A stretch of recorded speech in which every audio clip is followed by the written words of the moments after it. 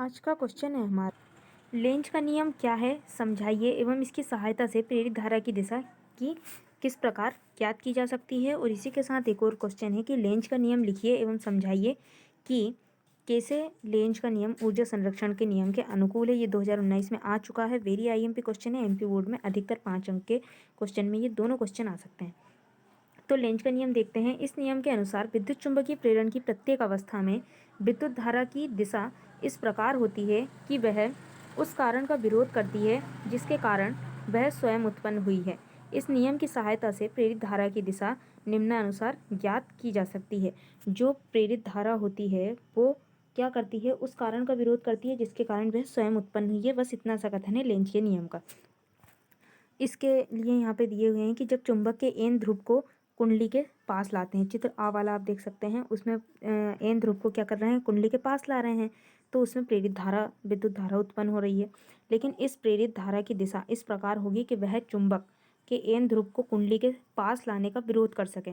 अब अगर इसको पास लाना है तो जो एस ध्रुव है वो किसकी भांति, एन की भांति व्यवहार करेगा। यह तभी संभव है कि जब चुंबक की ओर का कुंडली का तल भी एन ध्रुव की भांति व्यवहार करे। अतः कुंडली में प्रेरित धारा की दिशा वामावर्त होगी, जो कि चित्र ए में प्रदर्शित है। अब जब कुंडली चुंबक के एन ध्रुव को कुंडली से दूर ले जाया जाता है, जब इसको हम एन ध्रुव से दूर लेके जाएंगे तो पुनः कुंडली में विद्युत धारा प्रेरित हो जाती है। इस प्रेरित धारा की दिशा इस प्रकार होगी कि वह चुंबक के दूर जाने का विरोध कर सके। तभी संभव है जब चुंबक की ओर कुंडली का तल, जो चुंबक की ओर कुंडली का तल है वो एस ध्रुव की भांति व्यवहार करे। अतः कुंडली में प्रेरित धारा की दिशा वामावर्त दक्षिणावर्त होगी। ये चित्र बी में जो एक चुंबक है उसके समीप लेके जा रहे हैं हम कुंडली के, तो एक में एस बन जा रहा है, एक में एन बन जा रहा है। एक में पास लाने का विरोध, एक में दूर जाने का विरोध कर रहा है। अब है लेंज के नियम का ऊर्जा संरक्षण का। तो लेंज का नियम हम पहले भी पढ़ चुके हैं कि विद्युत चुंबकीय प्रेरण की प्रत्येक अवस्था में प्रेरित धारा की दिशा इस प्रकार होती है कि वह उस कारण का विरोध करती है जिसके कारण वह स्वयं उत्पन्न हुई है।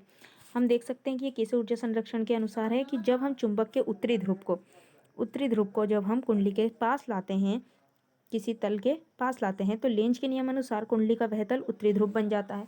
अतः चुंबक और कुंडली के मध्य प्रतिकर्षण बल कार्य करने लगता है।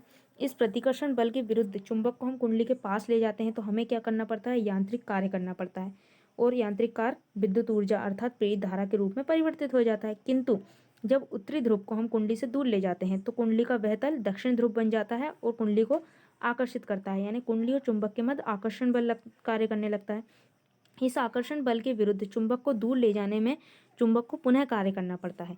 यही कार्य प्रेरित धारा के रूप में परिवर्तित हो जाता है। अतः लेंज का नियम ऊर्जा संरक्षण के नियम के अनुकूल है। तो इस प्रकार से ये दोनों क्वेश्चन होंगे। उम्मीद करती हूँ आपको ये समझ में आया होगा।